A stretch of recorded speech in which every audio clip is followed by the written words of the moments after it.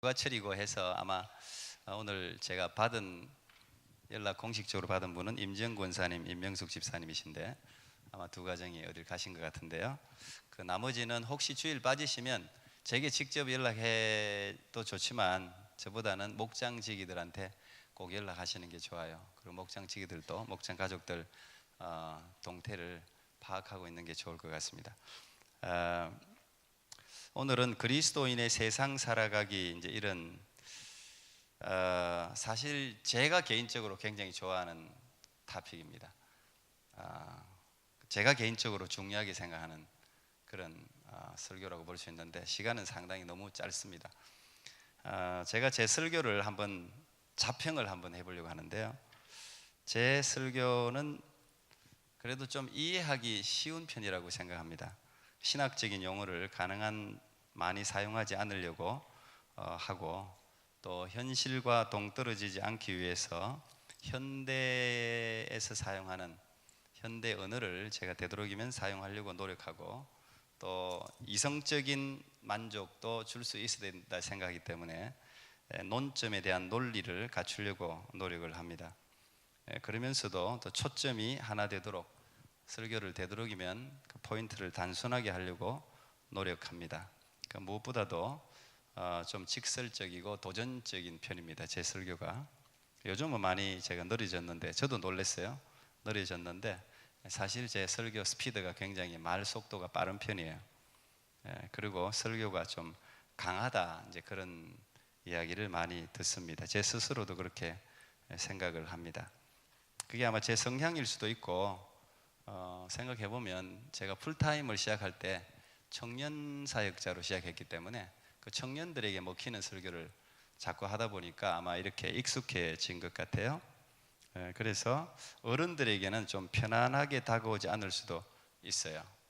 위로의 메시지가 제가 많이 전하기도 하지만 더 많은 경우는 우리 스스로의 삶의 게으름이나 어떤 그 하나님 말씀에서 벗어난 어떤 악함에 대한 지적, 신앙적인 나약함에 대한 안타까움 이런 것에 대한 도전을 주로 많이 하는 편이에요. 여러분 그렇게 느꼈을 거예요. 많이 하는 편이에요. 그래서 요걸 제 설교를 잘 소화하면 신앙이 무조건 성장하게 되어 있습니다. 신앙 성장을 이룰 수가 있어요. 근데 이걸 잘 소화하지 못하면 이게 참 어렵습니다. 그래서 제가 좀 더 부드럽고 우회적으로 바꿔보려고 상당히 많이 노력을 많이 했죠.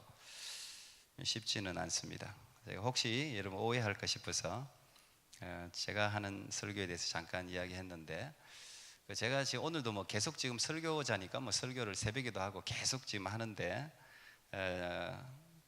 다른 목회자들도 비슷하리라고 생각하지만 제가 하는 설교를 제가 다 실천을 잘하기 때문에 하는 설교가 아니에요.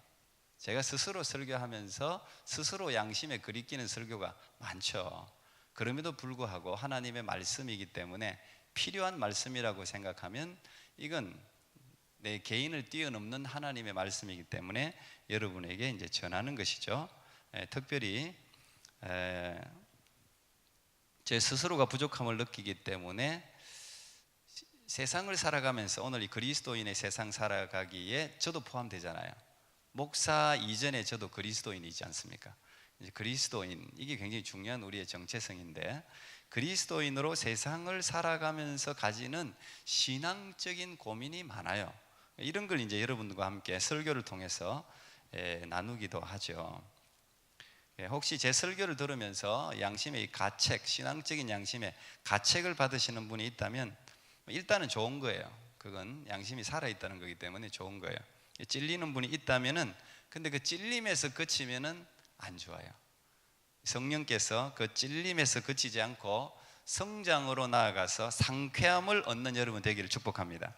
그리고 계속 설교를 듣는데 목사님 설교 듣는데 계속 자기 자신에 대해서 열등감이 생기고 낙심이 생기고 절망이 생긴다면 그건 신앙생활이 내 열심과 내 의로 하는 게 아니라 하나님의 열심과 하나님의 의로 우리를 이끄는 것이기 때문에 그렇구나, 나는 가망이 없는 인간이구나 생각하고 하나님을 더욱더 의지하는 여러분이 될 수 있으면 좋겠습니다. 그러면 하나님이 여러분의 삶을 하나님의 열심으로 인도하시죠. 무엇보다 중요한 것은 하나님이 우리 모두가 그분의 자녀가 되고 예수님의 친구가 되어서 영원히 천국에 우리 모두와 함께 살기를 원하신다는 것입니다. 그게 가장 중요한 목표고, 그 목표를 향해서 저나 많은 목회자들이 설교하고 있다고 믿습니다. 오늘 설교도 마찬가지겠죠. 제 신앙적인 양심에 의해서 말씀을 드리는데, 서두에 말했지만 제가 매우 중요하게 생각하는 부분이에요. 상당히 굉장히 중요하면서 굉장히 많은 말씀을 나누어야 될 그런 주제라고 생각하는데, 다 이해는 못해도 화두 정도는 여러분들이 오늘 꼭 마음에 담아서 신앙생활을 하면 좋을 것 같습니다. 제 아이들도 제게 질문을 많이 하고, 또 주위에서 제게 여러 가지 질문을 하는 경우가 많아요. 제가 대답하지 못하는 질문들도 있죠. 가령 예를 들면, 교회 안 다니는 이성 친구하고 사귀어도 됩니까? 이런 질문도 있어요. 주일에 놀러 다니면 안 됩니까? 11조를 꼭 해야 됩니까? 교회 갈 때 짧은 치마 입으면 안 되나요? 슬리퍼 신고 가면 안 됩니까? 예배 드리면 슬리퍼 신고 예배 드릴 수 없나요? 사귀는 이성 친구하고 키스하면 안 되나요? 스킨십을 어느 정도까지 하나님이 허용하실까요? 혼전의 순결을 지켜야 되나요? 요즘 애들이 이런 걸 직접 물어요, 저한테. 옛날에는 생각하지 못했던 거죠. 이혼하고 싶은데 고민이 되는데, 이혼해도 됩니까? 크리스찬이? 재혼은 괜찮나요? 성형수술해도 됩니까? 몸에 문신 하는 것에 대해서 목사님 어떻게 생각하세요? K-팝이나 대중가요 듣는 게 나쁜 건가요? 아주 나쁜 짓 하는 요 자녀들을 어떻게 좀 예쁘게 훈육할 수 있을까요? 예쁘게 훈육하는 건 없어요, 사실.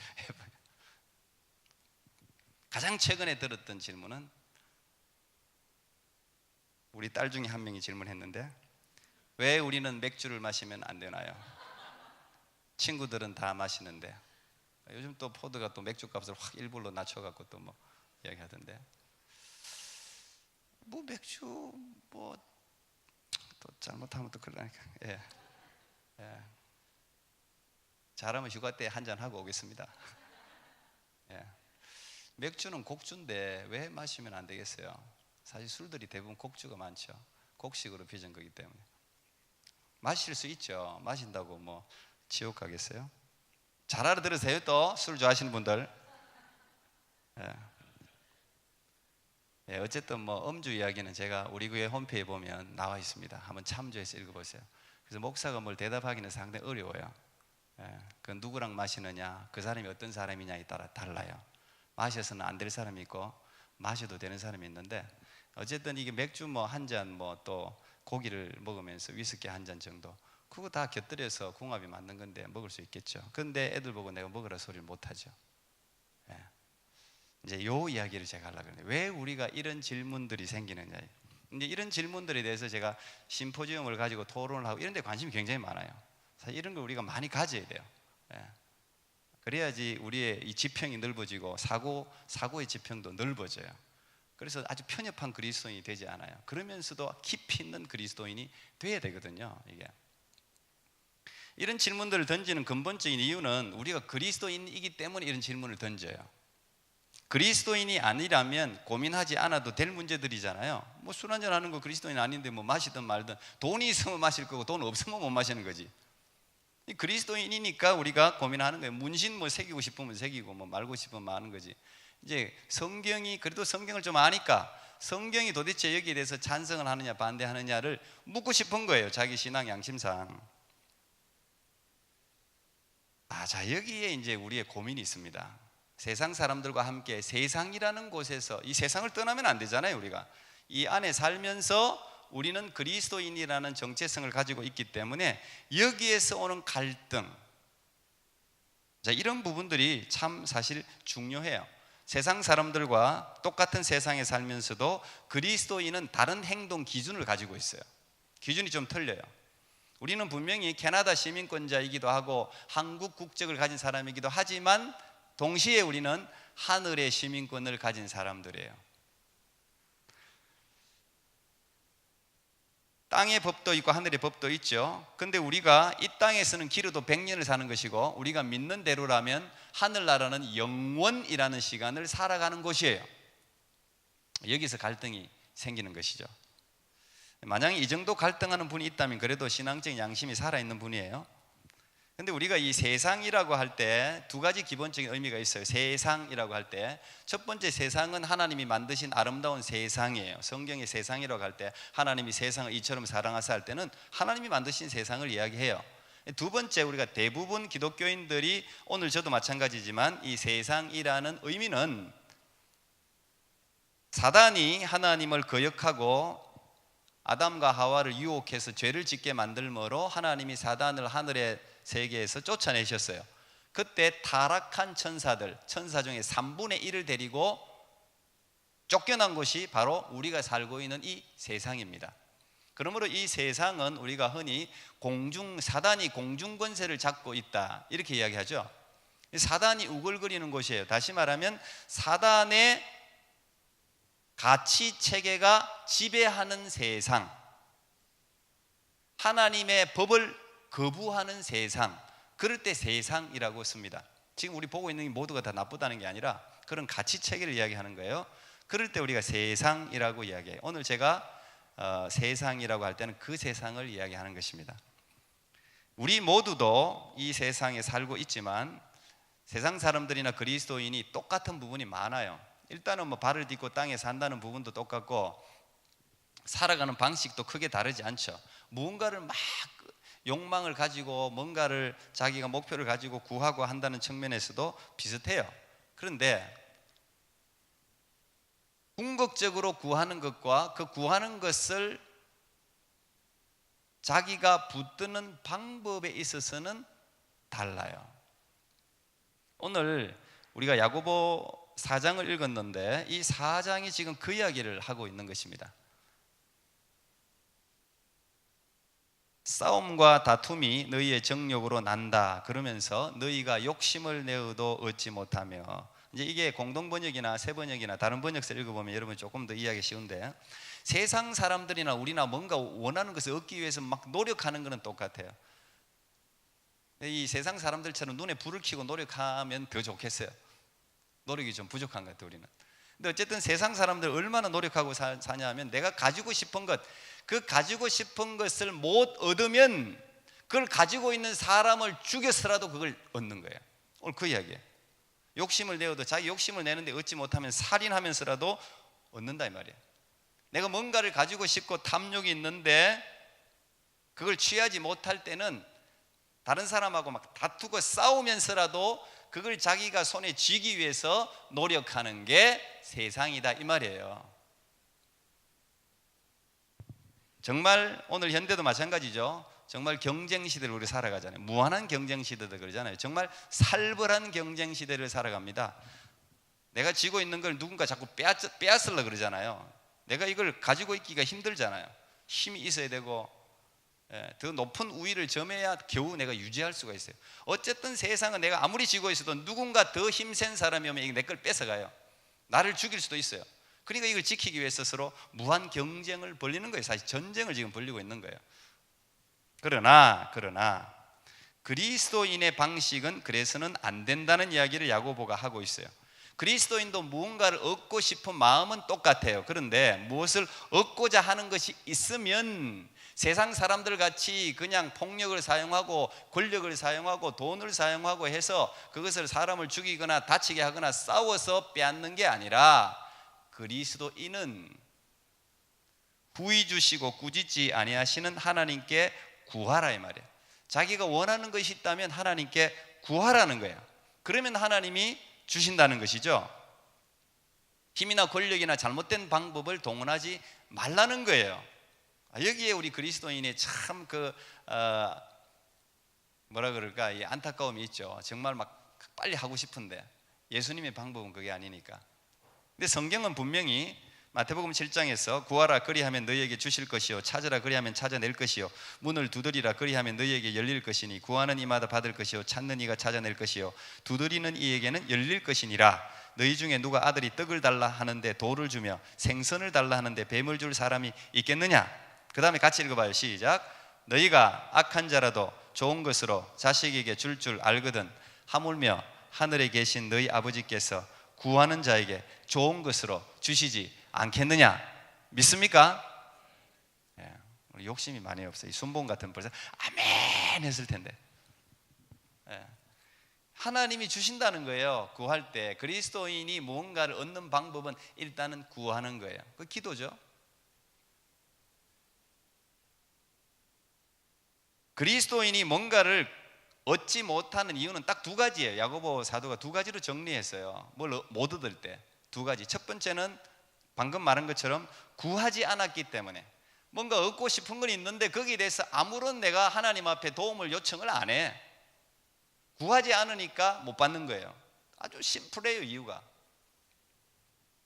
둘째, 못 받는 이유는 세상 사람들과 같은 정욕으로 구했기 때문에, 정욕으로 쓰리고 잘못 구했단 말이에요. 세상 사람들이 가지고 있는 동기와 똑같다는 거예요.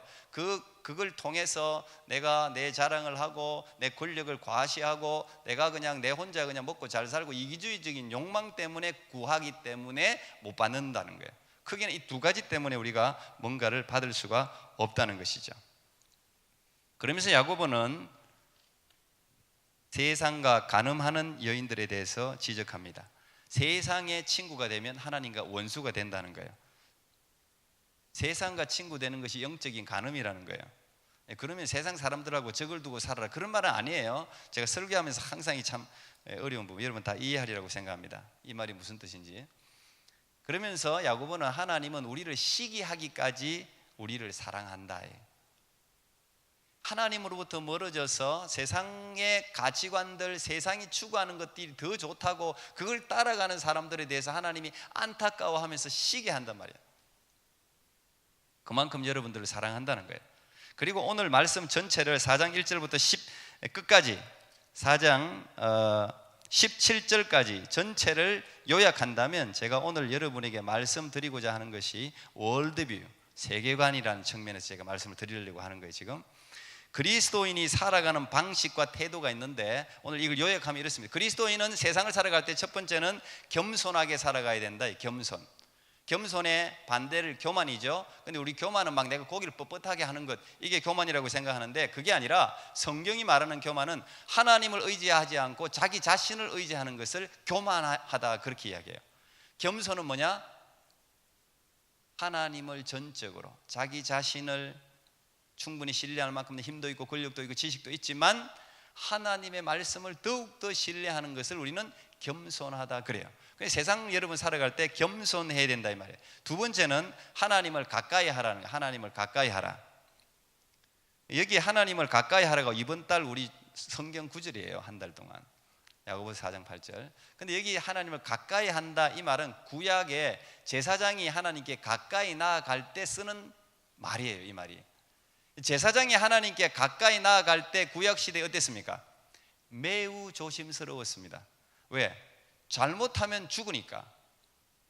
그래서 모세가 하나님께 가까이 나아갈 때도 이스라엘 백성들은 모세 당신만 나가고 우리는 그냥 여기 기다릴게요. 잘못하다가는 죽으니까. 그러니까 제사장이라 할지라도 하나님께 가까이 나아가기 위해서는 어떻게 해야 돼요? 자기 자신을 돌아봐야 돼요. 부정한 손이 있으면 씻어야 돼요. 부정한 마음이 있으면 정결하게 해야 돼요. 지금 그 이야기를 하잖아요. 너희 마음을 정결하게 하라 이 말이에요. 하나님과 가까이 하는 삶을 그리스도인이라면 살아라 이 말이에요. 세 번째는 하나님께 순종하라는 거예요. 하나님께 순종하라는 것과 마귀를 대적하라는 말은 똑같은 말이에요.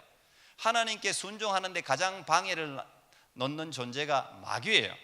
하나님 말씀을 내가 순종하려고 해도 마귀가 그 순종하면 나타나는 역사를 알기 때문에 우리가 하나님 말씀에 순종하지 못하도록 여러 가지로 방해를 한단 말이에요. 그러니까 그리스도인이 이 세상을 살아갈 때의 태도는 하나님께 순종해야 되고 마귀를 대적하란 말이에요. 그러면 마귀는 떠나간다는 거예요. 마귀는 여러분 세상 사람들에게는 무서운 존재지만 여러분에게는 무서운 존재가 아니에요. 예수님이 이미 다 꺾어놓은 것이고 예수님 이름으로 얼마든지 다 물리칠 수 있는 그런 존재죠. 네 번째는 슬퍼하고 애통하라는 거예요. 우리가 세상을 살아가는 태도는 슬퍼하고 애통해라. 이 말은 뭐예요? 회개하라 이 말이 회개하라. 그 다음 주님 앞에서 낮추라. 그리고 서로 비방하지 마라. 우리 세상을 살아가는 그리스도인의 윤리는 서로 비방하지 마라. 왜? 비방하는 그 상대는 주님께서 예수님께서 내 대신 죽어주신 형제란 말이에요. 그 형제를 네가 비방하는 것은 하나님을 비방하는 것과 똑같고 그 형제를 비방하는 것은 율법을 어기는 것과 똑같다 그랬죠. 율법 어떤 율법입니까? 레위기 19장 18절에 있는 내 이웃을 내 몸과 같이 사랑하라. 이게 율법의 축소판이었잖아요. 그러니까 이웃을 비방한다는 자체가 율법을 어기는 거다. 그러니까 너희들 비방하지 말고 살아가라. 적어도 어쨌든 기독교인의 살아가는 세상의 윤리가 세상 사람들보다는 훨씬 높아요. 그 다음에 오늘 읽지는 않았는데 그 다음에 우리가 기억하면서 세상을 살아갈 태도는 너희 인생이 안개와 같음을 기억해라. 잠깐 있다가 없어질 안개와 같다. 뭘 막 계획하면서 자기가 이것도 하고 저것도 하고 내일 이것도 하고 저것도 한다고 계획을 하는데 너희들이 내일 그 계획한다고 그거 실천할 수 있냐? 그걸 기억해라. 그리고 마지막에 하는 이야기가 4장 17절 선한 일이 무엇인지 알면은 바로 실천하라는 거예요. 이제 이게 야고보 사도의 아주 그 핵심적인 내용이죠. 네가 무엇이 선한 것임을 알면, 무엇이 하나님이 기뻐하시는 것을 알면 바로 실천해라. 알면서도 행하지 않는 것이 죄다. 놀라운 이야기예요, 사실. 그 이야기를 이제 하고 있는 것이죠. 자, 오늘 성경은 제가 다 요약했습니다. 한마디로 그리스도인은 세상을 보는 눈이 바뀐 사람들이에요. 변화된 사람들, 자연인하고 틀려요. 그리스도의 가치관이 심어진 사람들이 그리스도인이에요. 목표가 달라진 사람들, 출세지향적에서 하나님의 영광지향적으로 바뀐 사람들, 나중심에서 예수중심으로 바뀐 사람들, 땅에 속한 사람에서 하늘에 속한 사람들로 신분이 바뀐 사람들, 희노애락의 대상이 바뀐 사람들, 돈만 잘 벌면 행복하고 좋았는데 이제는 그것에서 만족보다 또 다른 만족을 아는 사람들, 예수님 때문에 받는 환난을 기뻐하는 사람들, 사실 따지고 보면 굉장히 많은 변화가 우리에게 있어요. 그런 정체성이 그리스도인인데 이런 구체적인 변화들을 한마디로 세계관의 변화다 이렇게 말할 수가 있어요. 생각이 바뀌고 행동 양식도 바뀔 수가 있어요. 교회 안 오던 사람이 교회를 오게 되고 헌금 안 하던 사람이 헌금도 하게 되고 봉사 안 하던 사람이 봉사, 물론 세상 사람들도 봉사하지만 뭔가 이 겉모습이 바뀔 수는 있어요. 근데 이것이 진짜 변화라고 볼 수는 없어요. 이런 변화는 근본적으로 본능적인 큰 어려움에 직면했을 때 바로 돌아가요. 제가 이 세계관에 대해서, 여러분 세계관이라는 단어가 익숙한지는 모르겠는데 두 사람을 소개하고 싶어요. 한 사람은 자크 엘룰이라는 프랑스 사상가입니다. 물론 벌써 돌아가신 분이죠. 프랑스 사상가. 옛날에 이 자크 엘룰이라는 사람의 책을 가장 많이 번역한 곳이 물론 이제 미국하고 우리나라예요. 대한민국 사람이 굉장히 많이 저걸 번역했어요. 제가 대학 다니고 청년 시절에 그 한참 막 그 어떤 뭐 운동할 때 이분 책을 접했는데 한국에서는 대장간이라는 곳에서 굉장히 많이 번역을 했는데 지금 대장간이라는 게 있는지 모르겠어요. 하도 많이 죽어갖고 책을 원체 안 읽으니까, 특히 저런 사상적인 책은 진짜 안 읽어요. 사실 뭐 읽기가 힘든 책들이고. 그런데 저런 걸 젊은 사람들은 좀 읽어야 되는데 쉬운 책들만 간정집 뭐 이런 것만 읽으니까 참 안타깝죠. 그런 것도 필요하지만 어쨌든 이 자크 엘룰의 책을 여러분도 한번 읽어보면 좋을 것 같은데요. 이제 이분이 세상 속의 그리스도인, 뭐 뒤틀리진 기독교, 하여튼 한 60여 권이 번역되어 있는데 그리스도인은 영적 전쟁으로 부르심을 받은 존재들이다. 사단을 대적해야 하는 것은 그리스도인인데 오늘날 그리스도인이 그것을 거부하고 있다. 여러분, 사단을 대적할 사람들이 그리스도인 말고 누가 있어요? 세상 사람들이 그 존재를 압니까? 근데 우리가 이런 영적 전쟁을 거부한다.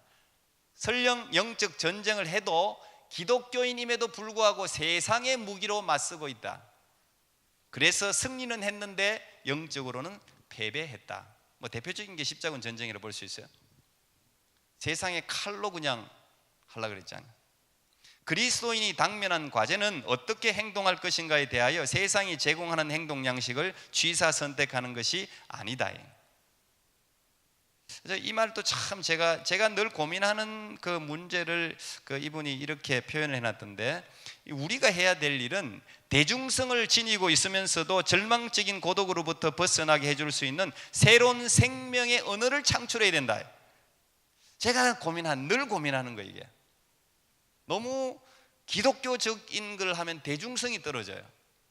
근데 대중성이 있으면서도 오늘날 이야기하면 어떤 사상을 선점하는 거죠. 이게 굉장히 중요한 거예요. 기독교 오늘 이 교회가 이걸 못해요. 이걸 대중성이 있으면서도 세상과 구별되는 어떤 그 생명의 문화 언어를 창출해내야 되는데 이게 안 되니까 계속 끌려다니는 거예요. 저도 아직은 뭔지는 모르겠지만 이걸 우리가 만들어내야 돼요. 이걸. 그리스도인은 두 왕국 중 어느 한 곳을 포기할 수 없는 존재들이다. 예수 그리스도가 이 땅에 재림하시는 것을 예비하는 사람들이 우리 그리스도인이다. 우리가 살아있다는 것은 인간의 모든 삶이 하나님 앞에 노출되어 있음을 의미한다. 우리가 인간이라고 할 때 이 인간이라는 개념은 주상적인 개념이 아니라 내 이웃이라는 관점에서 파악해야 된다. 내가 인간 그러면 뭐 인류 그러면 막 우리가 주상적으로 생각하는데 그게 아니고, 인간 그러면 내 앞에 있는 내 이웃, 이 사람이 인간이다. 오늘 이 야고보가 이야기하는 게 그거잖아요. 그래서 우리는 함께 그리스도께서 우리를 위해서 죽어주신 같은 형제라는 인식이 필요하다. 이럴 때 인류가 보편적인 평화를 누릴 수 있다는 거예요. 물론 그 자크 엘룰이라는 사람이 완전히 뭐 제가 지지하는 건 아니에요. 이분이 사상을 끝까지 또 읽으면 또 다른 제 생각과 다른 부분도 있지만 어쨌든 이런 부분에 대해서 상당히 저 책이 엄청 오래된 책이에요. 굉장히 일찍 갈파를 했어요. 1930년대 이럴 때. 근데 이분이 이런 것도 지적했어요. 기독교 문명을 갖고 있다고 생각되는 나라들이 급속도로 세속화되어 가고 있다는. 그렇잖아요. 기독교 문명 그러면 우리 미국, 뭐 유럽, 영국, 거기 사도 바울이 제일 먼저 복음을 전했으니까 기독교 문화 오래됐으니까. 이 문화라는 것은 오래 시간이 지나야 되거든요. 500년 막 이상. 우리나라도 이제 100년은 지났지만 기독교 문화가 형성될 때가 됐는데, 그런데 이런 기독교 문명을 갖고 있는 나라들이 급속도로 세속화되고 있어요. 사람들은 점점 기독교의 매력을 잃고 있으며 메시지에 귀를 기울이지 않고 있다. 왜 그럴까? 이건 물론 책에 없는 겁니다. 왜 그럴까? 저는 이 세계관 싸움에서 지니까 그런 거예요. 벌써 아이들에게 기독교 세계관의 우월성을, 하나님 말씀의 우월성을, 이 위대한 능력을 계속해서 그들의 세계관 안에 집어넣어줘야 되는데 이걸 못 집어주놓으니까 여기에 세상 대중적인, 한마디로 이야기하면 물질적인 세계관이 애들 마음을 딱 차지해버리니까 이길 수가 없어요. 그러니까 세속화되어 갈 수밖에 없는 거예요. 그리고 한 분 더, 안점식 교수분이 있는데, 제가 이분도 제가 한국에 있을 때 이 세계관에 대해서 저는 아주 오래전에 청년사회 갈 때부터 관심이 있어서 제가 초청해서 강의도 듣고 우리 청년들한테 들려도 주고 이랬던 분인데, 지금 다시 내가 책을 읽어봐도 참 잘 적었어요. 책을 세계관에 꼭 읽어보세요. 저는 게 사상적인 책인데 아주 좋은 책이에요. 저분이 세계관과 영적 전쟁이라든지 지금 저 세계관을 분별하는 이제 두 번째 선 책인데, 이분이 이제 그 서울대 철학과를 나오고 동양 철학을 석사 과정으로 전공을 했어요. 상당히 우리의 들으면 상당히 참 좋은 강의를 참 많이 하세요. 내가 보니까 유튜브에도 강의가 한두 개 올라가 있는 것 같아요. 한번 들어보세요, 여러분들. 그거 얼마나 돈 주고 듣기도 어려운 건데. 이분이 오늘날 기독교의 가장 큰 영적인 도전은 종교다원주의라 그랬어요. 그 중에 세계관의 싸움은 영적 전쟁에서 가장 본질적이고 가장 치열한 영역이다 그랬습니다. 이분 뭐 제가 오늘 굉장히 방대한 거, 이게 방대한 이야기인데, 불교 세계관, 유교 세계관, 이슬람 세계관, 샤머니즘 세계관, 뭐 이 세계관에 대해서 다 이분이 동양 철학을 전공했으니까 굉장히 잘 알아요. 그리고 그 세계관을 들여다보면서 자기가 기독교 세계관의 우월성이라든지 이 세계관의 한계라든지 이런 걸 참 잘 정리해 놨어요. 필요해요. 왜냐하면 우리 한국 사람들은 거의 다 기독교적인 세계관을 가진 사람들이 잘 없어요. 거의 없어요. 그래서 이게 필요해요. 오늘 일어나는 현상을 우리가 분석할 수가 있어요. 오늘날 교회 학교에서 신앙교육을 잘 받은 아이가 대학에 들어가면서 아니면 고등학교를 졸업하면서 갈등하고 신앙을 잃어버리는 경우가 허다하잖아요. 왜 그럴까요? 이 세계관이 변화되지 않아서 그래요. 세계관에 도전하는, 세계관에 직면하는 훈련이 아이들이 안 돼 있는 거예요. 그냥 강요해서 기독교적인 행동 양식만 교회 나오고 찬송 따라하고 하니까 우리는 그냥 교회 다니는 거 믿음이 있는 줄 생각하는데 아니라 이 말이에요. 그러니까 다 떠나가는 거예요. 졸업하면 대학 들어가면 엉뚱한 짓 하는 거지 다. 우리가 이거 굉장히 본질적인 부분을 굉장히 중요하게 우리가 생각해야 돼요. 다른 세계관들은 연합 전선을 펴요. 불교, 유교, 이슬람 다 합칩니다. 서로 연합할 수 있어요. 그런데 기독교는 연합이 안 돼요. 이 사람들의 목표는 기독교가 타악해서예요. 기독교 세계관을 무너뜨리는 거예요. 그래서 기독교는 자꾸 자꾸 쫓기는 거죠. 기독교 세계관을 가진 사람들은 마치 어디 왕따가 되고 막 그런 거예요. 이 세계관은 한마디로 세상을 보는 창입니다. 근데 이 세계관이 무서운 것은 다른 건 학습을 통해서 받아들여져요. 물론 세계관 안에도 공부 학습이 있긴 하지만 다른 건 의식 세계 속에서 우리가 배우는 거예요. 공부라는 것은 내가 의식 세계 속에서 학습을 통해서 내가 갖추는 건데, 이 세계관이라는 것은 무의식 세계 속에서 내가 받아들이는 거예요. 나도 모르게. 그리고 이게 판단 기준이 돼요. 그러니까 세계관이라는 것은 학교를 안 다닌 사람들도 세계관이 다 있어요. 여러분, 학교 안 다닌 사람들도 전도하기 어렵죠? 어려워요. 내가 많이 배워서 내가 말도 잘하고 하니까 저 사람 전도할 것 같죠? 천만의 말씀이에요. 배운 사람도 전도하기 어렵고 안 배운 사람도 전도하기 어려워요. 왜? 각자 자기의 세계관이 다 갖춰져 있어요. 그 세계관을 바꾼다는 것은 굉장히 어려운 이야기예요.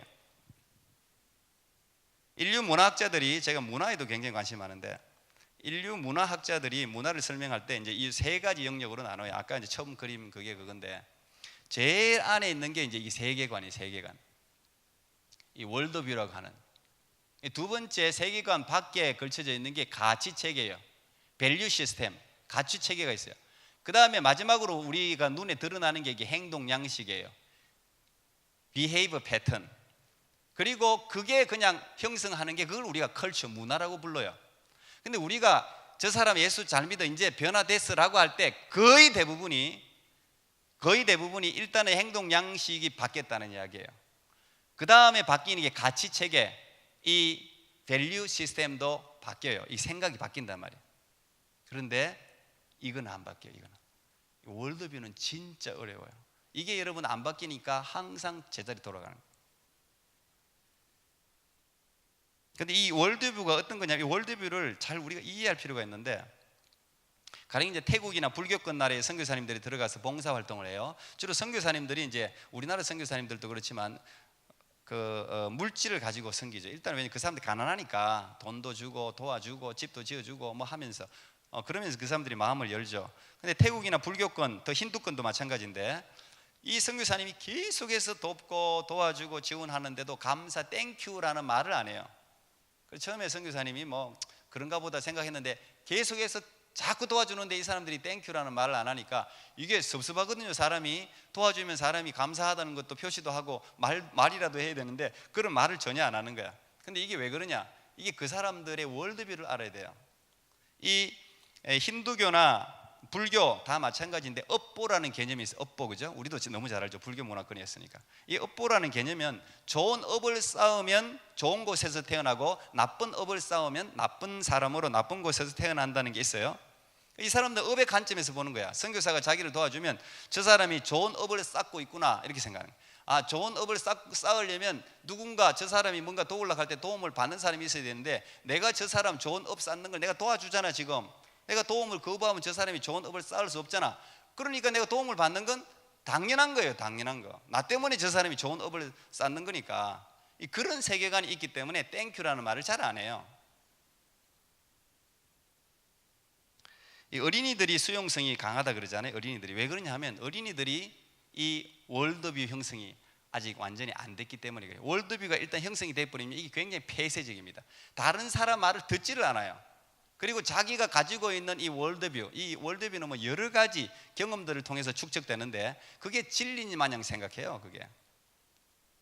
근데 아이들은 이게 형성이 되지 않았기 때문에, 폐쇄적이지 않기 때문에, 그래서 어릴 때 교회 나갔던 사람들이 어른이 되어도 돌아올 확률이 많은 게 그래서 그래요.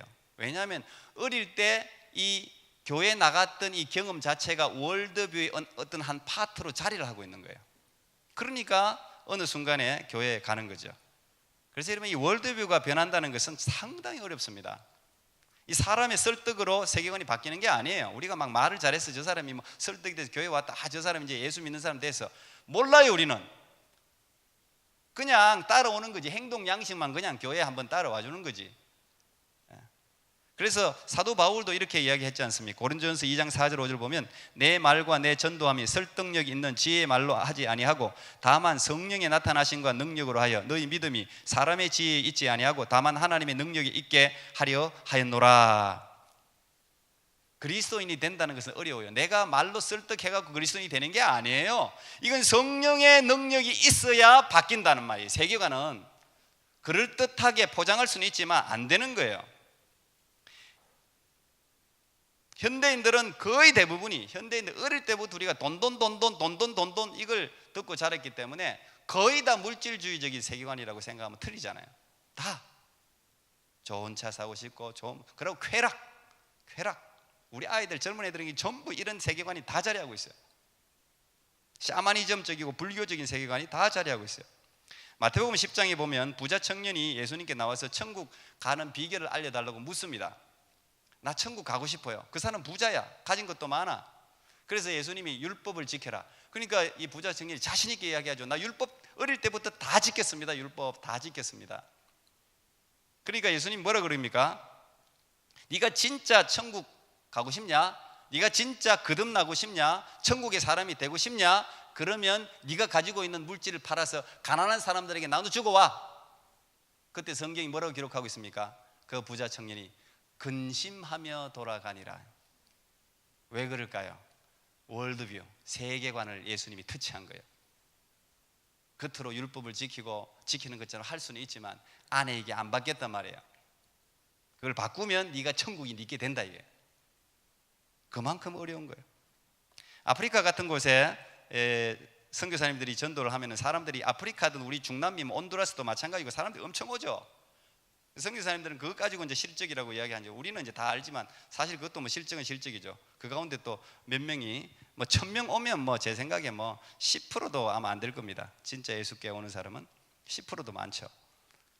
이 아프리카 같은 경우는 정령 숭배 세계관이 자리를 잡고 있는데 열심히 선교사님이 봉사하고 하니까 아이들이 이제 예배를 참석한단 말이에요. 그 사람들이 예배 참석하고 막 찬양도 하고 헌금도 드려. 그러면 우리 선교사님들이 놀랍니다. 헌금만 드려도 막 놀래. 믿음이 자랐구나. 더구나 거기는 일부 다처인데 일부 일처를 하겠다는 거야. 성경이 일부 일처니까 일부 일처 나도 받아들이겠다는 거예요. 그러면은 그때는 선교사님들이 우리 대부분이 진짜 이 사람 바뀌었구나. 그렇잖아요. 엄청난 변화니까. 그런데 오전에 예배를 드리고 집에 돌아갔어요. 근데 오후에 갑자기 아이가 그냥 열이 40도 이상 오르면서 막 엄청나게 그냥 아파갖고 죽을 지경이 됐어요. 그때 그 사람이 그 아이를 데리고 바로 쫓아가는 것이 그 동네 주술사를 찾아갑니다. 바로 주술을 통해서 빨리 고쳐달라고. 순식간에 그렇게 간다. 그게 월드뷰가 그대로 있기 때문에 그래요. 정령숭배 사상이 그대로 있기 때문에 세계관이 바뀌지 않은 거죠. 우리가 그리스도의 장성한 분량에 이른다, 성숙한다는 것은 이 성경적 세계관이 일상적인 삶 속에 녹아서 행동과 판단에 원리로 작용하는 삶을 살아가는 사람을 우리는 성숙한 신앙인이라고 불러요. 아주 그 결정적인 어떤 일을 만났을 때 그것을 판단하는 기준이 성경적 세계관에 의해서 판단할 때 그때 우리는 그 사람은 성숙하다. 그런데 대체로 그렇지 않죠. 예수님이 이 마태복음 28장에서 위대한 명령을 하죠. 너희들은 가서 모든 족속으로 제자를 삼아서 뭐 아버지와 아들과 성령 이름으로 세례를 주고 하면서 그다음 뭐예요? 말 내가 분부한 것을 가르쳐 지키게 하라 그러죠. 예수 믿고 세례 받은 게 끝이 아니고요, 거기는 그냥 가치 체계 정도까지 바뀐 거예요. 아직 월드뷰까지 못 내려갔어요. 월드뷰까지 가려면 어떻게 해야 돼요? 가르쳐 지키게 하라. 다시 말하면 하나님의 말씀이 살면서 자동적으로 순종이 되고 지켜질 때까지 훈련시키라 이 말이에요. 월드뷰는 시간이 지나야 돼요. 이게 반복해야 자리가 잡혀요. 그래서 이 세계관은 결코 교실에서 강의를 통해서 형성되지 않습니다. 우리 행동 체계, 그 다음 밸류 시스템, 이런 건요 교육을 통해서 강의실에서 이게 들어져요. 들으니까 그런갑다 하고 행동을 좀 바꿀 수 있어요. 근데 이 세계관이라는 것은 그렇지 않아요. 이 세계관이 바로 진리 대결이고 영적 대결이에요. 굉장히 가장 아주 그 깊은 곳에 있는 본질적인 대결이에요. 이 세계관에 사단이 자리를 하고 있기 때문에 필연적입니다. 능력 대결도 필연적이에요. 이 세계관은 사단이 권세를 잡고 다스리는 세상 속에서 치열하게 전투하면서 하나님 말씀에 순종할 때 생길 수가 있어요. 오늘 야고보가 이야기한 것처럼 언제나 겸손하게 하나님을 절대적으로 신뢰하고 자기 손을 씻고 마음을 성결하게 하고 하나님을 가까이 하고 사단을 대적하고 다른 사람을 비방하지 말고 하나님이 주신 하나님의 말씀이라면 바로 순종하고 실천하는 이런 삶을 계속적으로 반복적으로 살아갈 때 이 세계관이 자동으로 형성되는 것이죠. 야고보가 지금 이 사실을 계속해서 이야기하고 있는 거예요. 말로만 믿는다고 하는 믿음은 세계관이 변화되지 않는 지적 동의에 불과하다, 이걸 이야기하는 거예요. 우리가 예수 믿는다, 예수님 나 대신 십자가에 못 박혀 죽으시면 내가 믿는다. 물론 우리는 그게 진짜 믿음일 수도 있으니까 우리는 그걸 받아들이고 세례도 주고 하지만 그것은 야고보가 그걸 지적하는 거예요. 그것은 지적 동의에 불과하다 이거야. 행동 양식이 바뀌고 가치 체계가 바뀌었지 세계관은 바뀌지 않은 거다. 진짜 세계관이 바뀌었다는 것은 네가 믿는 그대로 실천할 때 행함이 없는 믿음은 죽은 거다 이 말이에요. 단적으로 야고보가 지금 지적하고 있는 전체적인 주제입니다. 굉장히 중요한 주제. 나는 오늘 현대인 모든 그리스도인이 이걸 들어야 된다고 생각해요. 수만 명, 수백만 명에게 좀 외치고 싶어요. 참 중요한 이야기예요. 다윗이 골리앗이라는 현실적 적이 눈앞에 보임에도 불구하고 자신이 가지고 있는 성경적 세계관을 영적 실체로 믿고 자신의 목숨을 담보로 골리앗에게 뛰어들어가잖아요. 이게 진짜 믿음 아니에요? 하나님이 곰과 사자의 발톱에서도 나를 구원했다. 이 다윗은 성경적인 세계관으로 완전히 똘똘 뭉쳐진 사람. 믿음과 현실이 절대 괴리되지 않았어요. 내가 믿는 대로 행동한 사람이에요. 무엇을 담보로? 목숨을 담보로. 여러분 그 나가면 죽는 거예요. 자기 믿음이 잘못됐으면. 이게 이제 이럴 때 세상이 뒤집어지는 거예요. 사단은 결코 우리가 가치 체계 교회 안 오다가 교회 좀 나오고 우리 행동이 좀 바뀌었다고 해서 절대 우리를 두려워하지 않아요. 사단이 이걸 너무 잘 알고 있어요.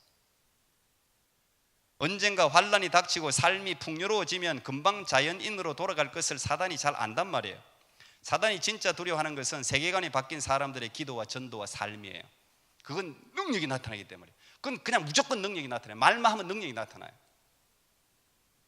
마지막으로 제가 A.W. 토저, 오늘 제가 몇 분 소개하는데 A.W. 토저라는 이분도 막 신랄하게 뭘 지적을 잘하는 사람인데 1963년에 돌아가셨는데 이분 마지막 사역이 캐나다 토론토의 에비뉴 로드 처치에서 마지막으로 사역을 했어요. 60몇 살 돌아가셨는데 이 토론토에도 참 좋은 목사님들이 많이 오셨는데 이분이 어쨌든 지은 책도 번역이 많이 됐는데 번역 중에 나는 진짜인가 가짜인가 이런 책이 있어요. 번역을 이렇게 굉장히 도발적으로 했는데 여기에 그리스도인의 자가 진단법 질문 7가지가 기록되어져 있습니다. 내가 진짜 그리스도인인지 가짜 그리스도인인지 한번 스스로 자문해 봐라. 이런 A Man of God은 저분 묘지에 쓰인 비명입니다. 자, 한번 여러분 스스로가 한번 생각해 보면 돼요. 7가지인데요. 첫째, 내가 이 세상에서 가장 원하는 것은 무엇인가? 솔직하게 내면의 소리에 귀를 기울여 보라는 게, 내가 진짜 가장 원하는 게 뭐냐? 두 번째, 내가 가장 많이 생각하는 게 뭐냐? 우리 생각들을 막 끌어다니는 진짜 내 안에 보물이 뭐냐? 이걸 솔직하게 질문해 보라는 거예요. 세 번째, 나는 돈을 어떻게 쓰고 있는가? 뭐 세금 내고 또 생활 뭐 쌀 사고 뭐 이런 거 말고 자기 뜻대로 사용할 수 있는 여유로운 돈이 생겼을 때 이 돈을 어떻게 사용하고 있는가, 이게 당신이란 말이에요. 네 번째, 나는 여가를 어떻게 보내는가? 내가 자유로운 시간이 생길 때 그 시간을 내가 어떻게 사용하는가, 그게 당신이란 말이에요. 다섯 번째, 나는 어떤 사람들과 어울리는가? 내가 뭔가 좀 외롭고 심심하고 할 때 누구에게 가장 많이 찾아가는지, 이게 유유상종이라고 그러잖아요. 그 사람 만나는 사람을 보면 그 사람 알아요. 여섯 번째, 나는 누구를 존경하고 어떤 것에 열광하는가? 겉으로 말고 겉으로, 진짜 속으로 나는 진짜 누구를 존경하고 어떤 것에 대해서 내가 막 열광하고 있는가? 일곱 번째, 나는 무엇을 보고 웃고 우는가? 우는 거는 제가 하나 붙인 겁니다. 나는 무엇을 보고 웃고 우는가? 이게 내가 웃고 우는 그 진짜 실체가 뭐냐? 이게 여러분이란 말이에요. 이게 진짜 그리스도인지 가짜 그리스도인지를 구별하는 거예요. 이게 완전 월드뷰를 묻는 거예요. 사실 따지고 보면 이게 월드뷰, 내 안에 깊이 있는 욕망을 묻는 거예요. 여러분, 세상 속에서 그리스도인으로 살아가기를 늘 투자하면서 훈련하십시오. 비록 우리 교회에 이 몇 명 안 되는 것 같지만요, 10명이면 소돔 고모라를 구합니다. 10명이면 소돔 고모라를 구해요. 수십만 수백만이 10명이면 구해요. 근데 10명 세계관이 완전히 성경적 세계관으로 변화된 사람이 없다는 이야기예요. 나는 우리 교회가 작지만 강한 교회로, 큰 교회로 정말 여러분들이 그리스도에게 미쳐서 성경적 세계관으로 살아가 세상을 완전히 뒤집고 변화시키고 세상이 두려워하는 하나님의 사람으로 살아갈 수 있기를 축복합니다. 하나님 감사합니다. 오늘도 하나님 말씀, 살아있는 말씀을 서로 나눌 수 있도록 은혜 주셔서 감사합니다. 듣기 싫어도 하나님의 말씀은 살아있고 성경적 기준대로 가르쳐야 사람들의 기준이 올라옵니다. 하나님, 이 세상에 있는 모든 교회의 강단을 주님이 지켜주시고 그 강대상에서 세상의 시류가 흘러나가는 것이 아니라 살아있는 하나님의 말씀이 흘러나가서 사람들에게 이 삶의 실체를 알리고 하늘나라의 실체를 바르게 알려서 정말 하나님이 이 땅에 오실 때 칭찬 듣는 모든 하나님의 사람들이 되도록 모든 교회 역할을 잘 감당하게 해주시고, 비록 더딘 것 같지만 성경적 세계관으로 투쟁하면서 승리하면서 이 세상을 살아가는 우리 모두가 되게 해 주시옵소서. 예수님 이름으로 기도합나이다. 아멘. 우리 일어서서 봉헌하겠습니다.